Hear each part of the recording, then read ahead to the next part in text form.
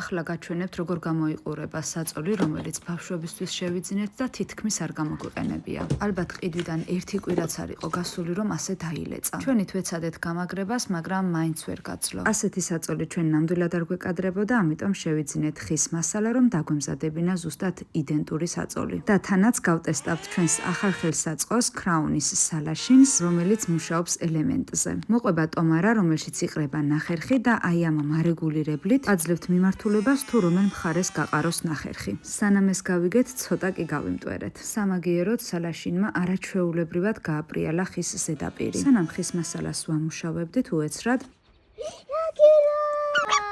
ეზოში ეს პატარა არსებები შევამჩნიეთ. არ ვიცი ჩვენს ეზოში საიდან გაჩნდნენ, მაგრამ შიშისგან გვერიდებოდნენ და გვემალებოდნენ. ეტყობოდათ, რომ ძალიან მშიერები იყვნენ. საჭმელი მოვუტანეთ და როგორც იქნა შიში დაძლიეს და მიირთვეს. ამასობაში სალაშინის ელემენტიც დაგვიჯდა და სანამ დაიტანებოდა ფეხბურთიც ვითამაშეთ. ვაპირებთ აქაურობა ტრაქტორით მოვასწოროთ და ხელოვნური მინდორი დავაგოთ. იქნებ ცოტათი მაინც დავამსგავსოთ ნამდვილ სტადიონს. ამ მომენტს თუ არ ჩავთვლით, ქრაუნის სალაშინი ძალიან მარტივი გამოსაყენებელია ქალებისთვისაც. არის ძალიან მსუბუქი და არ ჭირდება ზედმეტი ძალისხმევა. ძალიან საჭირო ნივთია და თანაც ჰოლსტჯიზე უკვე დაიწყო შავი პარასკევის აქციები. ასე მარტივად დავამუშავეთ ხის მასალა, შემდეგში კი უკვე გაჩვენებთ დასრულებულ საწოლს. ნახოთ რა გამოგვივა.